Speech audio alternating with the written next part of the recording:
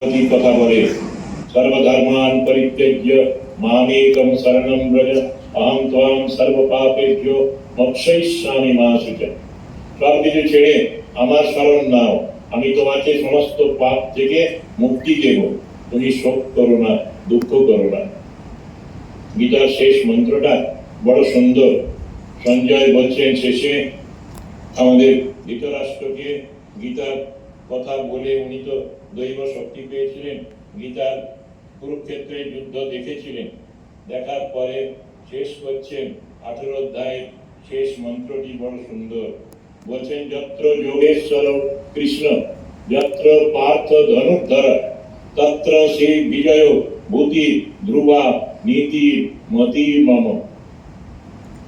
যেখানে যোগেশ্বর কৃষ্ণ, যেখানে পার্থ ধনুর্ধর, সেখানেই বিজয়, সেখানেই শ্রী হবে ধ্রুব নিশ্চিত।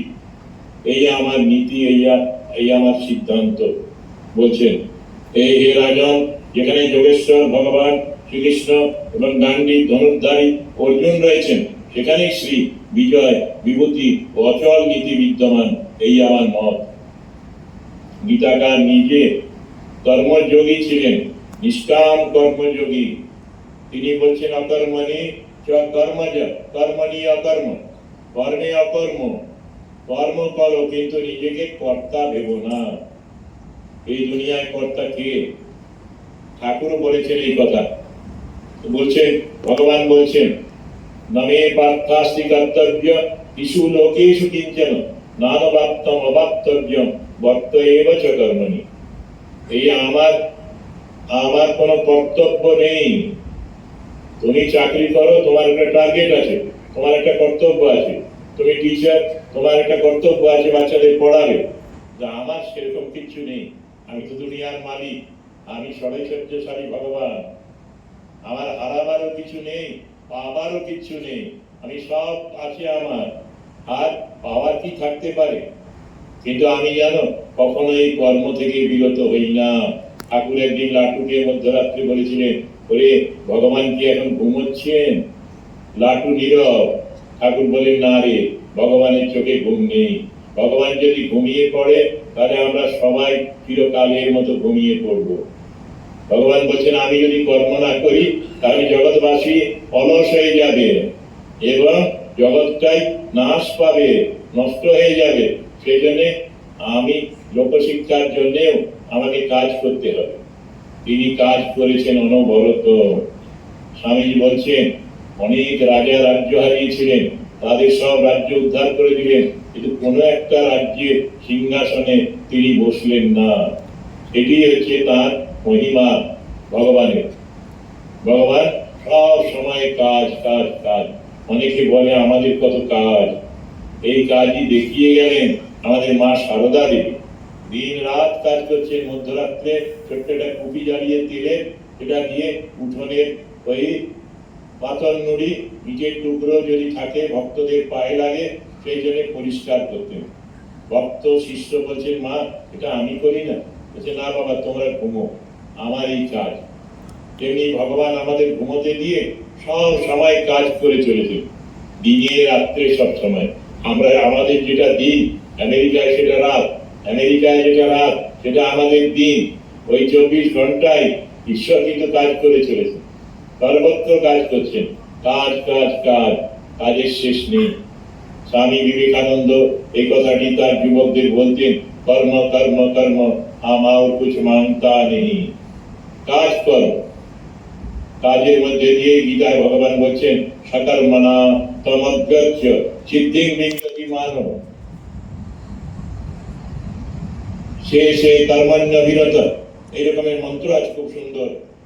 সংসিদ্ধিং লভতে নর সকর্ম নিরত সিদ্ধিং যথা বিন্দতি তস্মিনু। নিজ নিজ স্বভাবজাত কর্মে যে যে কাজ করে তৎপর ব্যক্তি ভগবৎ প্রাপ্তিরূপ পরম সিদ্ধি লাভ করেন। নিজ স্বাভাবিক কর্মে তৎপর ব্যক্তি কিরূপে কর্মের দ্বারা পরম সিদ্ধি লাভ করেন তা আমার নিকট শোনো। তিনি আরো বলছেন যতৎ প্রবৃত্তি ভূতানাং येन सर्वमिदं ततं सकर्मणा तमभ्यर्च्य सिद्धिं विन्दति मानव। যে পরমেশ্বর হতে সমস্ত প্রাণীর উৎপত্তি হয়েছে এবং যিনি সমস্ত জগতে পরিব্যাপ্ত হয়ে আছেন, সেই পরমেশ্বরকে নিজের স্বাভাবিক কর্মের দ্বারা, ডাক্তারির দ্বারা, ইঞ্জিনিয়ারের কাজের দ্বারা অর্চনা করে মানুষ পরম সিদ্ধি লাভ করে। Work is worship. আসলে কর্ম এই দৃষ্টিতে ভগবান কৃষ্ণের চিন্তায় কর্ম হলো পূজা। Work and worship, work as worship, work is worship. কাজ করো পূজার মতো। মন্দিরে যেমন পুজো করো, যেখানে কাজ করবে সেখানেও সেইভাবেই করবে। ছাত্রদের পড়াচ্ছ, ভাবো ছাত্ররাই ঈশ্বরের একটি মূর্তি, ছাত্রছাত্রীরা। ডাক্তার তুমি কাজ করছো, পেশেন্ট যা বসে আছে যারা, প্রত্যেকে এক একটি দেবতার মূর্তি। তাদের তুমি সেবা করার সুযোগ পেয়ে নিজে ধন্য মনে করো। স্বামীজি এটাই বলতেন, পরোপকারে নিজের উপকার। কি বিরাট জগৎ, কতটা তুমি উপকার করবে, কিন্তু এতে তোমার নিজের হৃদয়টা বড় হবে। বলছেন আত্মৌপম্যেন সর্বত্র, গীতার কথা, সমং পশ্যতি যো অর্জুন সুখম বা যদি বা দুঃখম সযোগী পরমো মত। নিজের সাথে তুলনা করে অপরের সুখে যে সুখ, যিনি সুখ অনুভব করেন, অপরের দুঃখে যিনি দুঃখ অনুভব করেন, তিনি শ্রেষ্ঠ যোগী। আমরা অনেক রকমের যোগীর কথা শুনেছি, গীতাকার কিন্তু এক অদ্ভুত যোগের কথা বললেন। নিজের সাথে তুলনা করে, ওই একটি মানুষের বস্ত্র নেই, সেই বস্ত্রহীনকে দেখে আমার কি মনে হচ্ছে না যে আমার যদি বস্ত্র না থাকে আমার কেমন কষ্ট হয় শীতের সময়? তেমনি ওই যে ক্ষুধার্ত তাকে দেখে মনে হয় না আমি যখন ক্ষুধার্ত থাকি তখন আমার কেমন কষ্ট হয়? এইভাবে যিনি অনুভব করেন এবং অপরের দুঃখ দূর করার জন্য যিনি ব্রত নেন, যিনি ব্রতী হয়ে যান, তিনি আসলে ওই শ্রেষ্ঠ যোগী। এই সমস্ত চরাচর ব্যক্ত হয়ে রয়েছেন ঈশ্বর। ঈশ্বরের সাথে যুক্ত হয় তো যোগ। যোগ মানে ঈশ্বরের সাথে যোগ, ভগবানের সাথে যুক্ত হয়। ভগবান তো সর্বভূতে আছেন। সর্বভূতস্থম আত্মানম সর্বভূতানি চাত্মনি ঈক্ষতে যোগযুক্ত আত্মা সর্বত্র সমদর্শন। গীতাতে এইসব মন্ত্র আছে। এই বাণীগুলি আমাদের দৈনন্দিন জীবনে অনুধ্যান করলে আমরা কিন্তু ওই আমাদের উত্তরণ হবে, আমরা তার সাথে যুক্ত হব। তার বাণীর মধ্যে তিনি আছেন। গীতা তার শরীর। ওই যে গীতায় লেখা আছে অনন্যা চিন্তয়ন্ত মাম যে জনা পর্যুপাসতে তেষাং নিত্যাভিযুক্তানাং যোগক্ষেমং বহাম্যহম। পণ্ডিত, খুব পণ্ডিত তো, তিনি ভাবলেন ভগবান বহন করে নিয়ে আসবেন মাথায় করে আমার প্রয়োজনীয় দ্রব্য, এ কি সম্ভব? না না, এটা ভুল করে লেখা হয়েছে। লাল কালি দিয়ে ওটা কেটে ক্রস করে দদাম্যহম লিখলেন। এবারে একদিন দুর্ভিক্ষ হলো, ব্রাহ্মণ যিনি কেটেছিলেন ওটা, ব্রাহ্মণী তাকে বললেন, ওগো তুমি তো ভিক্ষে করো না, যজন যাজন করে কাটাও, আজকে একটু ভিক্ষে করে নিয়ে এসো। তার আগে খাবো কি? গেলেন, বেরোলেন ভিক্ষে করতে। তার আসতে দেরি হচ্ছে। এদিকে একটি কালো ছেলে এসে, অল্প বয়সের ছেলে, মাথায় ঝুড়িতে করে যত রকমের খাদ্যদ্রব্য হয় সব নিয়ে এলেন ওদের বাড়িতে। দেখা গেল সেই ছেলেটির গাটা খোলা, খালি গা, তার পিঠে রক্ত পড়ছে, ক্রস চিহ্ন। কে মেরেছে তোমার? আর কে জিনিসগুলি পাঠিয়েছে?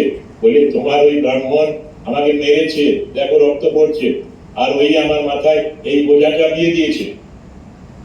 ব্রাহ্মণ পরে ফিরে এসে সব জেনে বুঝলেন যে গীতা হলো ভগবানের শরীর।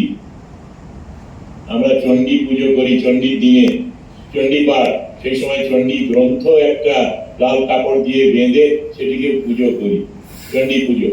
তেমনি গীতাও, সত্যি সত্যি গীতা হলো শ্রী ভগবানের শরীর। আমরা ওই কথামৃত এরকম শ্রী ঠাকুরের দেহ, শরীর।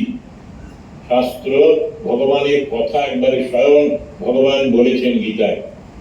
এই জন্য বহাম্যহমই হবে, দদাম্যহম হবে না। ইনফ্যাক্ট দেখতে মনে হচ্ছে দদাম্যহম তিনি দিয়েছেন। আমি শিবমায়ানন্দজির কাছে শুনেছিলাম, একটি মন্দিরে উনি গিয়েছিলেন ওই আটপুরের কাছে। সেখানে মন্দিরের পূজারীর কাছে শুনেছিলেন একদিনের ঘটনা। উনি ভাবছেন কিচ্ছু নেই, রাত্রিবেলায় কি দেব ঠাকুরকে। ঠাকুরকে পরিষ্কার করছেন পাথরের বিগ্রহ ভগবান কৃষ্ণের, আর বলছেন তুমি তো কিছু দাওনি, রাত্রে কিছু দেওয়া যাবে না। সেই সময় আস্তে আস্তে কাছে একটা খাল ছিল, জলের শব্দ হলো, কে যেন এসেছে নৌকো দিয়ে, এসে এরকম মন্দিরের সামনে এগ্রিকালচার অফিসার একজন ছিলেন, তিনি ওই ধান ঋণ দেওয়ার জন্য গিয়েছিলেন চাষের ব্যাপারে। সেই সময় খরাও হয়েছিল, সেই সময় ওর কাছে রেখে গিয়েছিল একটা ঝুড়ি ভর্তি খাবার, রাত্রিবেলারও ভোগ দেওয়ার মতো সব জিনিসপত্র, ঘি, আটা, চিনি, দুধ সব রেখে গিয়েছিল একটি অল্প বয়সের কিশোর। পূজারী দেবতাকে পরিষ্কার করে এলেন সামনে, এগ্রিকালচার অফিসার আছেন তার সাথে দেখা করতে, তখন শুনলেন যে একটি ছোট্ট ছেলে মাথায় করে এটা নিয়ে এসেছে। তখন বুঝলেন আমি যার পুজো করছি একান্তে তিনি তার পুজোর ব্যবস্থা করেছেন। শশী মহারাজের এরকম অভিজ্ঞতা হয়েছে, মাদ্রাজে কিছুই নেই, কি হবে, সেই সময় ঠাকুর এরকম করে কিছু জিনিস পাঠিয়ে দিয়েছেন কাউকে দিয়ে। এই অনন্যা চিন্তয়ন্তমাম যে জনা পর্যুপাসতে তেষাম ইত্যাদিযুক্তানাম যোগক্ষেমং বাহান্মহম। এটি অনেকের জীবনে আমরা শুনেছি, এরকম ঘটনা ঘটেছে। এইগুলো হয় বিশ্বাস করলে, ঠাকুরের উপরে, গীতাকে বিশ্বাস করলে এইরকম জিনিস হয়ে থাকে। যার কিচ্ছু নেই তার তো ঈশ্বরই আছেন। আমি একবার এই রাজ্যেই একটি মহিলাকে জিজ্ঞেস করেছিলাম, বিধবা, অনাথ, একটি ছেলে, আর কেউ নেই, মা মারা গেছেন, বাবা মারা গেছেন, কিচ্ছু রোজগার নেই, তখন ওল্ড এজ পেনশন পান না, রেশনে সামান্য একটু চাল পান। আমি বললাম মা কি করে চলে? বসে ঠাকুর আছেন, ভগবান আমায় দেখবেন। তখনই মনে হলো উনি খুব ঈশ্বরের নাম করেন, আরাধনা করেন, বলছেন কোন রকমে চলে যায়, চলে আসে আমার কাছে। সত্যি ওর দুঃখ দেখে সহানুভূতিতে কোনো কোনো জায়গা থেকে কেউ কেউ হয়তো সামান্য এক বেলার খাবার দিয়ে যায় বাচ্চাটির জন্য। এইভাবে আমাদের সালকিয়াতে দুই বোন আছে, তাদেরও দেখেছি কি দানের স্ত্রীরা, গীতা পাঠ করবে, কথামৃত পড়বে, আমাদের প্রশ্ন করবে। 65 বছর বয়স হয়ে গেছে, 65-র উপরে ওদের, একজনে হয়তো 68, একজনে 66। জিজ্ঞেস করলে বলে মা আছেন আর আমি আছি, ভাবনা কি আছে আমার। এরই মধ্যে তাদের যেটুকু আয়, এটাই মানবিক পেনশন আর বৃদ্ধ ভাতা, তার থেকে আবার পাশের বাড়ির লোকটি খেতে পায় না, তাকে দেখে। ঠাকুর কথামৃততে বলছেন নিজের মেয়ে বিয়েতে হাজার হাজার টাকা খরচ করে মানুষ, পাশের বাড়ির লোক খেতে পায় না। কিন্তু এই সান্ত্বনা আর বন্দনা পাশের বাড়ির লোকের জন্য ভাবে, যা নিজের খাবার নেই, পেট ভরে, কাপড়গুলো ভিখারির মতো হয়ে গেছে চেহারা, কিন্তু অপরের জন্য ভাবে। গীতা অ্যাকচুয়ালি এই শিক্ষাই দেওয়া হয়েছে, আত্ম উপম্যেন সর্বত্র সমং পশ্যতি যো অর্জুন সুখম বা যদি বা দুঃখম সযোগী পরমো মত। কর্মই হলো পূজা। কর্মকে যে কোনো সব তোমার স্বভাবজাত কর্ম, যা তোমার ডিউটি, যা করছো, সেটা এই পুজো বলে ভাবো, তাহলে তার আরাধনা হবে, তিনি প্রিয় হবেন তোমার উপরে। তুমি কাজে ফাঁকি মারবে আর মন্দিরে গিয়ে পুজো দেবে, এটা তোমার পুজো জমবে না, পুজো হবে না। সেজন্য পুজো করতে হলে তোমার কর্মটাও পূজা ভেবে কর্মক্ষেত্রে তুমি পুজো করবে, কর্মের মাধ্যমে ঈশ্বরের আরাধনা হবে, কর্মের মাধ্যমে। তুমি যাদের সাথে তোমার ইন্টারাকশন হচ্ছে, যারাই আসছেন অফিসে, স্কুলে, আদালতে, তাদেরও ঈশ্বরের মূর্তি বলে ভাববে। এটি হচ্ছে কর্মযোগ। গীতায় ভগবান ওই শেষ অধ্যায়ে, অষ্টাদশ অধ্যায়ে এই কথাগুলি বলেছেন। তিনি বিভিন্ন যোগ নাম দিয়ে সব অধ্যায় আছে, সব জায়গাতেই মূল কথাটি হলো যে অবিদ্যা, অজ্ঞানের জন্য, মায়ার জন্য মানুষ শান্তি পায় না বা আমাকে জানতে পারে না। বলছেন দৈবী হি এষা মম মায়া দুরত্তয়া মামেব যে প্রপদ্যন্তে মায়ামেতাম তরন্তিতে। দৈবী এষা গুণময়ী মম মায়া দুরত্তয়া, গীতার কথা। বলছেন এই আমার মায়া দূরতিক্রম্য, সহজে এই মোহ থেকে তুমি বেরোতে পারবে না, কিন্তু তবুও তুমি যদি আমার আরাধনা করো, এই আরাধনার নানা উপায় করে দিল, সেই ভাবে আমার আরাধনা করো, মায়া থেকে তুমি অতিক্রম করবে, মায়াকে তুমি জয় করবে। তুমি তখন সত্যটাকে সত্য বলেই দেখবেন, সত্যটাকে মিথ্যা বলে দেখি, এটাই হচ্ছে মায়া। মিথ্যাটাকে সত্য বলে ভাবি, এটাই মায়া। অঘটন ঘটন ঘটিয়েছি, এর থেকে মুক্তির উপায় তার আরাধনা। कबीर दास एक जगह बोलছেন, नाम राम को अंक है सब साधन है सुन, अंग गए तो सब गए, अंक रहे 10 गुण। এই নাম, ভগবানের নাম হলো অঙ্ক এক, অন্য সব জিরো, শূন্য শূন্য। শূন্যগুলো জড়ো করলে, যোগ করলে শূন্যই হয়। আর শূন্যের মা দিকে যদি এক বসা, তাহলে শূন্যগুলি মূল্য পায়। তেমনি ঈশ্বরের নাম, ঈশ্বরের পূজা, ওই কর্মযোগ, জ্ঞানযোগ, রাজযোগ, ভক্তিযোগ, এর মাধ্যমে তুমি তার আরাধনা করো। গীতা মূর্তি ছিলেন আমাদের ঠাকুর, তার জীবনে 4টি যোগের সমন্বয় হয়েছিল। আমাদের এই মূলগ্রামের কথা বলছিলাম, তার একটা কথা বলে শেষ করবো আজকে। মূলগ্রাম একদিন আমি ওই মাথা কামাচ্ছিল আমার, সেই সময় দেখি একটা ম্যাগাজিন পুরনো নিয়ে দাড়ির কাগজ রাখে, দাড়ির ওই চুল সাবানগুলি রাখে, কেটে কেটে কাগজগুলো সাজিয়ে রাখে। সেদিন একটা কাগজের ভেতরে মনোগ্রাম ছিল আমাদের, রামকৃষ্ণ মিশনের মনোগ্রাম, যেটা আমাদের সব আশ্রমে আছে, বইয়ের ওপরে আছে। সেটি কেটে যত্ন করে রাখলো। আমি বললাম, ওটাকে এত যত্ন করে রাখছো কেন? তখন সে বললো, মহারাজ এটা তো ঠাকুরের ফটোগ্রাফ। ঠাকুরের ফটো তো অন্যরকমের, যেমন ফটো আমরা দেখছি এখানে সাজানো আছে। উনি বললেন, এটা স্বামীজির আঁকা, এটা ঠাকুরের ছবি। ঠাকুর ছিলেন 4টি যোগের মূর্তি, 7টি হলো রাজযোগের মূর্তি, 5টি হলো ওই পরমেশ্বর পরমাত্মার মূর্তি, পদ্মফুলটি ভক্তির মূর্তি, উদীয়মান সূর্যটি হলো জ্ঞানের মূর্তি, আর ওই যে জলরাশি সেটি হলো কর্মের মূর্তি। কর্ম, জ্ঞান, ভক্তি, যোগ, এই 4টি যোগের মাধ্যমে ঈশ্বরকে লাভ করা যায়। লেজের উপরে লেখা থাকে, তন্ন হংস প্রচোদয়াৎ। সেই হংস, পরমহংস পরমাত্মা আমাদের শুভ পথে পরিচালিত করুন। গীতায় 700 শ্লোক আছে, প্রত্যেকটা শ্লোকের মধ্যেই ভগবানের মহিমা রয়েছে। এই গীতা প্রত্যেক দিন যদি কেউ 10টা 20টা করে মানে সমেত একটু পড়েন, ধ্যান করেন, তাহলে গীতা অনুধ্যান হয়ে যাবে। এবং গীতা সম্পূর্ণ অনুধ্যান করে যদি আমরা মনে রাখতে পারি, খুবই পূর্ণ হবে। আমাদের শারদেশ আনন্দ মহারাজ বলে একজন ছিলেন, গোপেশ মহারাজ, যার খুব সুন্দর বই আছে শ্রী চৈতন্যদেব। তো তিনি আমাকে একদিন বললেন, এই শ্লোকটা বের করো তো, বিবিক্ত সে বিলক্ষাসী।